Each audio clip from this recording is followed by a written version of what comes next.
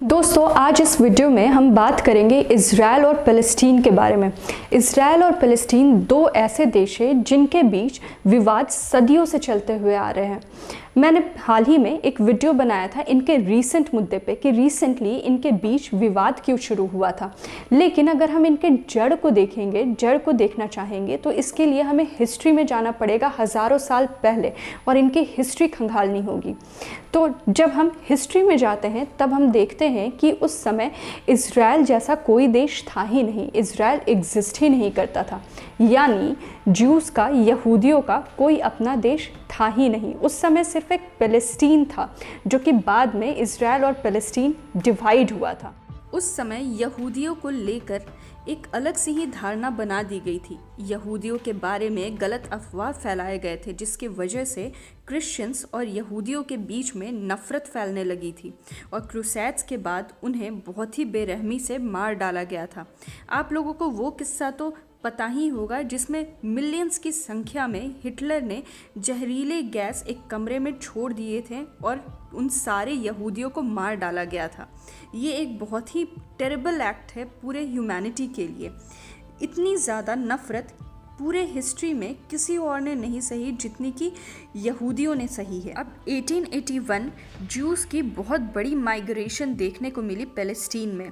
उस समय इन यहूदियों को लगने लगा था कि किसी भी दूसरी कंट्री में इनके लिए रहना पॉसिबल नहीं है, क्योंकि कोई भी दूसरी कंट्री इन्हें अपनाती नहीं है, उल्टा अत्याचार करती है और आउटसाइडर की तरह व्यवहार करती है। अब बात करते हैं फ़लस्तीन की। उस समय इज़राइल जैसा कोई कंट्री ही नहीं था, उस समय सिर्फ एक ही कंट्री था, वो था फ़लस्तीन। जब यहूदी यानी ज्यूज़ माइग्रेट करके भारी मात्रा में फ़लस्तीन में आए तब उन लोगों ने अपनी परमानेंट सेटलमेंट वहाँ बनानी शुरू कर दी। अब क्वेश्चन ये आता है कि उन लोगों ने फ़लस्तीन को ही क्यों चुना? तो इसकी साफ वजह है जेरूसलम, क्योंकि जेरूसलम ज्यूज़ के लिए बहुत ही होली प्लेस है। वर्ल्ड वॉर 1 से पहले तक ये पूरा जो देश है ये ऑटोमन एम्पायर के अंडर में आता था और क्रिश्चियन, मुस्लिम और ज्यूज़ तीनों यहाँ बिना किसी कॉन्फ्लिक्ट के रह रहे होते हैं। लेकिन फिर ऐसा क्या हो जाता है कि जो माइग्रेट किए हुए लोग होते हैं वो दूसरी कंट्री में अपनी एक अलग कंट्री ही बना लेते हैं। आखिर ऐसा कैसे हो जाता है? इसके लिए हमें वर्ल्ड वॉर 1 को बहुत ही ध्यान से समझना होगा। ईयर 1915 वर्ल्ड वॉर 1 चल रहा होता है। वर्ल्ड वॉर 1 में British, French and Arab revolutionaries जंग लड़ रहे होते हैं ऑटोमन एम्पायर के खिलाफ। अब ब्रिटिशर्स क्या करते हैं कि वो बोलते हैं अरब रेवोल्यूशनरीज़ को कि तुम हमें मदद करो ऑटोमन एम्पायर को हराने में और मैं फ़लस्तीन का एरिया तुम्हें दूंगा। वहीं दूसरी तरफ ब्रिटिश लोग सेम चीज़ यहूदियों को भी बोलते हैं कि तुम हमें मदद करो और हम तुम्हारा अपना एक ज्यूज़ देश बनाने में तुम्हारी मदद करेंगे फ़लस्तीन के पास। और अब यहाँ अरब रेवोल्यूशनरीज़ जंग लड़ रहे होते हैं पूरा एक यूनिफाइड अरब देश बनाने के लिए, यानी सीरिया से लेकर यमन तक। लेकिन अरब रेवोल्यूशनरीज़ और ज्यूज़ को प्रॉमिस करने के बाद ब्रिटिशर्स ने सीक्रेटली फ्रांस के साथ एक डील कर ली। अब जैसे ही वर्ल्ड वॉर 1 ख़त्म होता है और ऑटोमन एम्पायर की हार होती है, उसके बाद मिडिल ईस्ट का जितना भी एरिया था उसे ब्रिटिश और फ्रेंच दोनों ने अपने में आधा आधा डिवाइड कर लिया और फ़लस्तीन का पूरा कंट्रोल आ जाता है ब्रिटिशर्स के पास, यानी ब्रिटेन के पास। अब दूसरी तरफ एडोल्फ हिटलर भी पावर में आ जाता है। उसके बाद की कहानी ज्यूज़ के लिए एक भयानक अत्याचार वाली होती है। यहूदियों को तब मिलियंस की संख्या में मारा जाता है और इतना अत्याचार के बाद जब यहूदी लोग दूसरे कंट्री में शरण लेने के लिए जाते हैं तो वहीं एक बड़ी मेजॉरिटी उनकी फ़लस्तीन की तरफ बढ़ती है जहाँ की ब्रिटिशर्स का राज होता है। तो पहले तो वो उन्हें आने देते हैं, लेकिन उसके बाद उन पर रोक लगाते हैं और उन्हें नहीं आने देते हैं। तब से फ़लस्तीन के अंदर ही इजरायली नेशनल मूवमेंट की शुरुआत हो जाती है। वहीं फ़लस्तीन नेशनल मूवमेंट की भी शुरुआत 1940s तक हो ही जाती है। अब इज़राइल और फ़लस्तीन दोनों ही अपने अलग अलग राज्य चाहते हैं। 1948 के करीब ब्रिटिशर्स वापस चले जाते हैं। यहूदियों और फ़िलिस्तीनियों दोनों को ही बोलते हैं कि आप लोग अपना अपना राज्य यहाँ पे बना लीजिए, अपनी अपनी कंट्री बना लीजिए, और इसकी जिम्मेवारी सौंप जाते हैं यूएन को। अब यहाँ पिक्चर में आता है यूएन। ब्रिटिशर्स जब फ़लस्तीन छोड़ के निकलने लगते हैं तो दोनों देशों की जिम्मेवारी दी जाती है यूएन को। अब यूनाइटेड नेशन प्लान बनाता है पार्टीशन का कि कितना एरिया इज़राइल को मिलेगा और कितना फ़लस्तीन को मिलेगा। 1947 में यूएन ने पार्टीशन प्लान निकाला।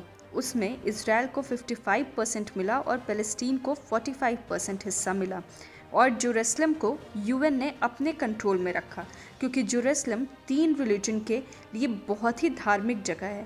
पहला है इस्लाम, दूसरा क्रिश्चियनिटी और तीसरा ज्यूज़। इस्लाम धर्म के लिए जेरूसलम में अल अक्सा मस्जिद मक्का और मदीना के बाद तीसरा सबसे पवित्र स्थान माना जाता है।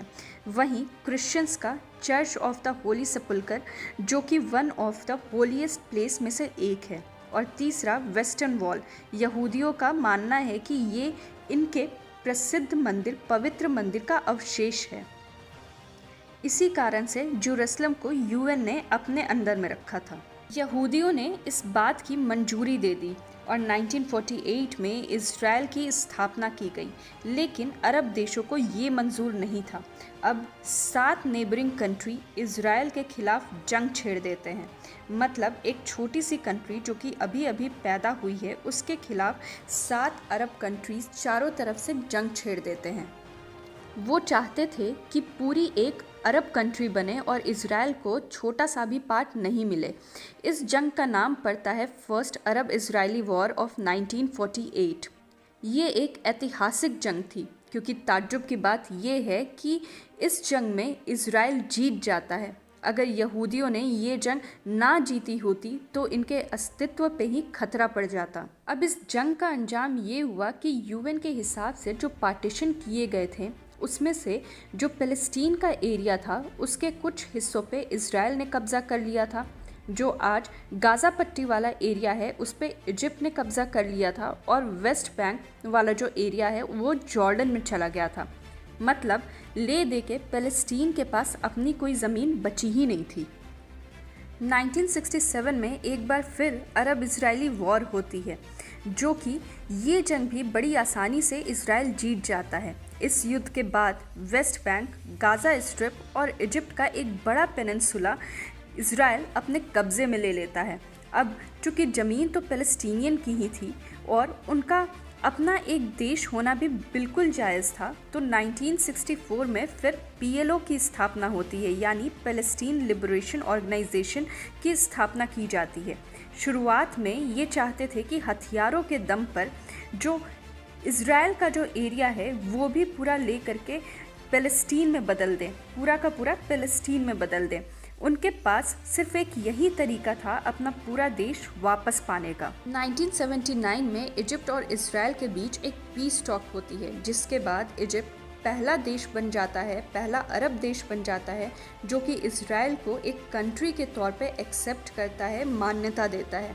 और उसके बाद इज़राइल भी इजिप्ट का कब्ज़ा किया हुआ जो एक बड़ा पेनिनसुला रहता है वो भी उसे रिटर्न कर देता है।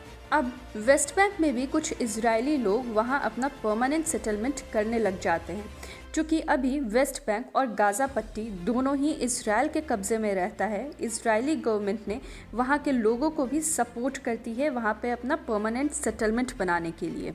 अब आता है साल 1992, जब इज़राइल को प्राइम मिनिस्टर मिलते हैं यित्ज़हक रबीन, जिनका ये मानना था कि पीएलओ कोई आतंकवादी संगठन नहीं है, बल्कि वो सिर्फ अपना देश वापस चाहते हैं, जो कि उन्हें मिलना चाहिए।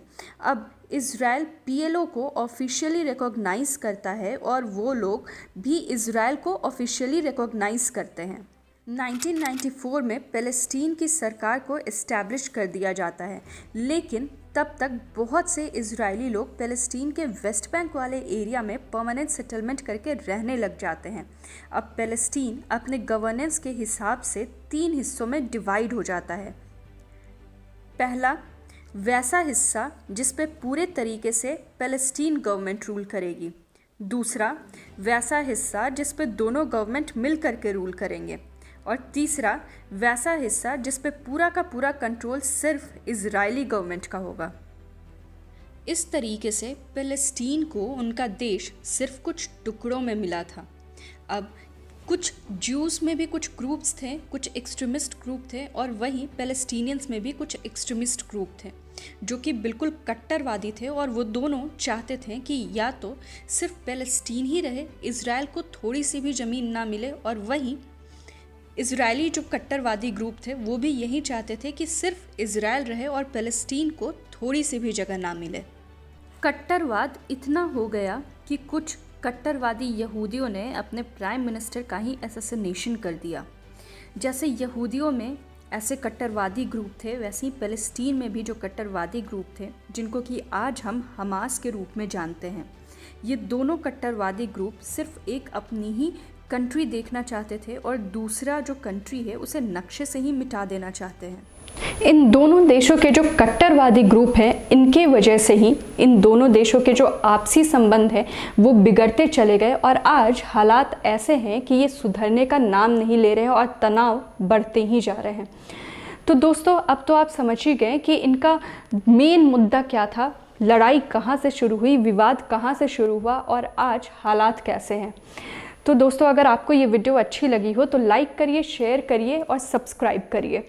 और अगर आपको इनके रीसेंट मुद्दे के बारे में वीडियो देखना है तो वो मैं डिस्क्रिप्शन बॉक्स में लिंक कर दे रही हूँ, उसे आप देख सकते हैं। मिलते हैं अगले वीडियो में।